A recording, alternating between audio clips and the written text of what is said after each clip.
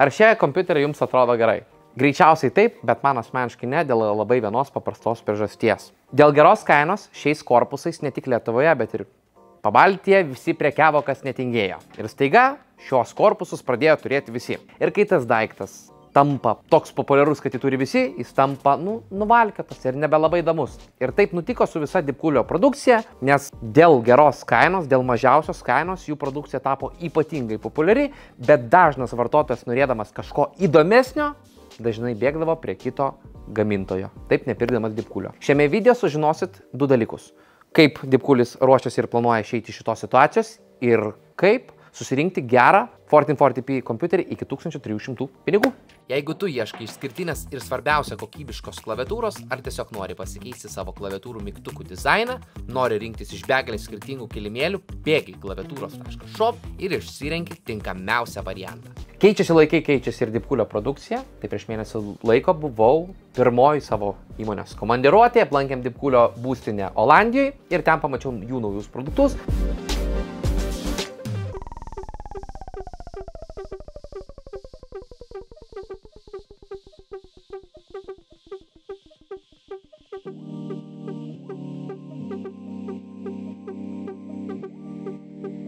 Tai ką galiu pasakyti apie Deepcool po savo pirmosios komandiruotės? Tai pirmiausia, pradėkime nuo to, kad sužinojau, kad šis gamintojas sėkmingai gamina korpusus kitoms kompanijoms ir labai gerai žinomoms, kurių vardų garsiai neminėsiu, negalima taip, bet buvau ant tiek nustebęs, kad supratau, kad jeigu Deepcoolis gamina šitiems, tai jis gali gaminti viską. Kitas dalykas, dėl ko kompanija savo gamybos ir produktų kryptį keičia į aukštesnę kainą bei geresnę kokybę, čia yra labiau mano nuomonė, tai yra tai, kad dirbant pigiame segmente, arba šiuo atveju, kai tu stengiasi būti pigiausias, tu visada, kaip aš vadinu, žaidi centų žaidimą.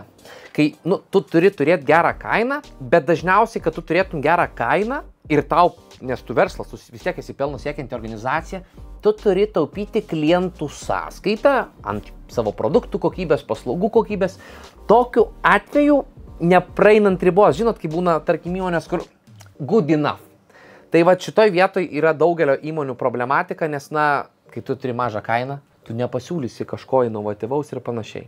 Tai nauji pristatyti produktai yra brangesni, tačiau labai inovatyvūs. Tai kas naujo Deepcool pusėje? Per pastarosius metus tie, kas domitės kompiuteriai, pastebėjot naujus produktus, kurie atėjo į rinką. Tai Deepcoolis ne tik išleido naujus produktus ar atnaujino senų produktų dizainus, produktų linijos ir panašiai. Atsirado nauji milžiniški korpusai, kaip iš pavyzdžiui panašus į LNLi, atsirado mažytiks korpusai panašus į NZXT. Tikrai tokie inovatyvūs dalykai Deepcool produktų linijoje su, tokiais stiliaus ir funkcionalumo atnaujinimais, kurie mano nuomonė šitą gamintoją išskiria iš kitų, nes kiti taip nepadarė. Tai šiandieną rinksime kompiuterį, kurį sudaro Deepcool korpusas, Deepcool aušinimas bei Deepcool maitinimo blokas. Tai šiame kompiuteryje naudosim AM5 soketo AMD sistemą su Ryzen 5 7500F procesoriumi. Šią dieną tai yra pigiausias procesorius, su kuriuo gali ateiti į šitą procesorių liniją. Mano nuomonė, išleidus 14 kartai Intelis parodė, kad jų procesoriai ir jų platformos jau nebeturi potencialo, o AMD dar šiais metais nepristatė savo Zen 5, tai mes žinome, kad naujieji procesoriai taip pat bus palaikomi šių pagrindinių plokščių, taip pat DDR5 ramai, terabaitas SSD, RTX 4070, 850 W maitinimo blokas ir aušinimas, dabar ir neįsirenku jo. Todėl, kad šitas procesorius nėra labai karštas, nėra labai reiklus ir galima rinktis iš kelių variantų. Tai ir noriu parodyti, ką Deepcoolis įdomaus, mano nuomonė, tokį išleido. Šito aušinimo drąsiai užtektų šitam procesoriui ir pliusas dar šito ventiliatoriaus, tiksliau aušinimo, kad jisai turi taip pat galimybę rodyti tiek procesoriaus apkrovas, tiek procesoriaus temperatūras. Tačiau šiame korpuse taip pat yra galimybė rodyti ne tik šio procesoriaus apkrovas, bet ir vaizdo plokštės. Tai dėti du kartus tą patį aš poreikio nematau. Lieka Assassinas.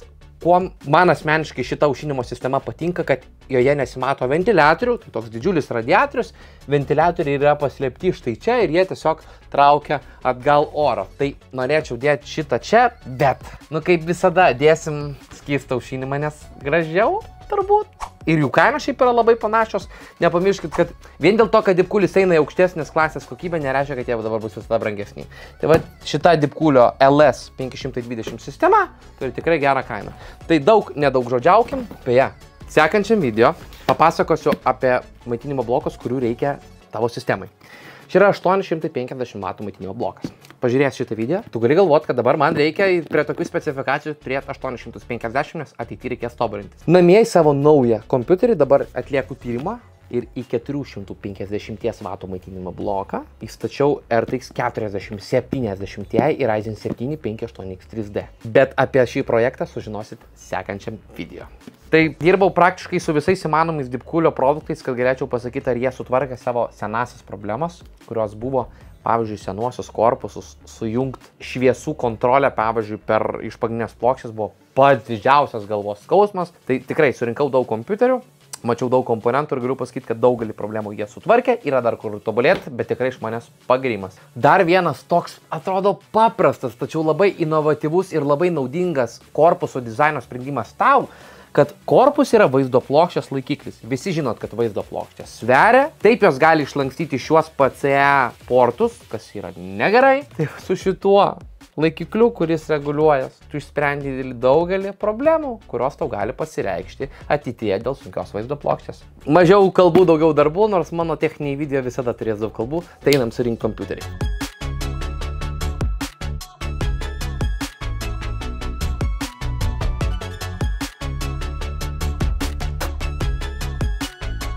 Kai nori geros garso kokybės už ypač gerą kainą, Vaking yra turbūt geriausias pasirinkimas. Bėk į vaking.lt ir ten išsirink tinkamiausią kolonėlę savo. Nebūčiau pasakęs, nieks nebūtų ir pastebėję, bet atsiranda tokių. O kodėl jūs į tokio tipo Full ATX korpusą dedat nepilno dydžio pagrindinę plokštę, ne taip gerai atrodo. Nu, iki tiek pedantas su tokio biudžeto kompiuteriuose tikrai nesu, nes dažnas vartotojas labiau rinksis geresnį našumą ir geresnę kainą negu pilno dydžio pagrindinę plokštę, nes jinai vis tiek keliais eurais vis tiek daugiau kainuos. O čia, jeigu tu turi 1300 eurų ir rinksies kompiuterį pats, kompiuteris baigtas ir, kaip ką reiškia baigtas publika. Skubėjom, tai dar tikrai darbo liko daug. Iš galo, bet iš priekio vaizdą turim tikrai neblogą. Čia nėra geras dalykas, tiesiog taip turi būti, anksčiau su Deepcooliu taip nebuvo, tai vienas iš dalykų, ką jie padarė, sutvarkė šitą reikalą. Sistema nekais, viskas tvarkoj, iš principo 1440p rezoliucijomis ant daugelio žaidimų galėsite turėti ne mažiau negu 100 kadrų per sekundę, net ir ant aukščiausių nustatymų. Faktas CESai plus 2300, Valorantai gali būti ir 4 ir 500 ir taip toliau, viskas priklauso nuo jūsų pačių. Privalumas tokio kompo, kad tu vėliau atsiradus papildomams pinigams dėl maitinimo bloko, dėl platformos galės įsidėti geriausią šiuo metu žaidimų procesorių, kuris yra Ryzen 7 78X 3D, įsidėti pavyzdžiui RTX 4080, RTX 4090, galbūt ir 5 generacijos vaizdo plokštė ir tokiu atveju net ir po kelių metų pakelti šio kompiuterio našumo standartus. Nedaug žodžiausių, kaip visada. Deepcoolio produkciją anksčiau mėgau dėl jų kainos ir kokybės santykio. Šiai dienai galiu pasakyti, kad ją mėgstu ir dėl išvaizdos. Tai vat buvo tas trečias aspektas, be kurio iki galo negalėjau rekomenduoti šitos produkcijos. Tai jeigu ieškai kažko, kas tilptų į tavo biudžetą, būtų gražu ir kokybiška, Deepcoolis tavo paslaugoms. Jeigu davažiavai iki video galo, tai jau publika, nepagailėkit paspausti to subscribe mygtuko. Kiek aš galiu jūsų prašyti? Video peržiūrė 10 000, 6 000 subscribe. Galai nesueina, žinokit. Nesueina galai. Laukit sekančią video ir iki greito publika. Einu laidų tvarkyti.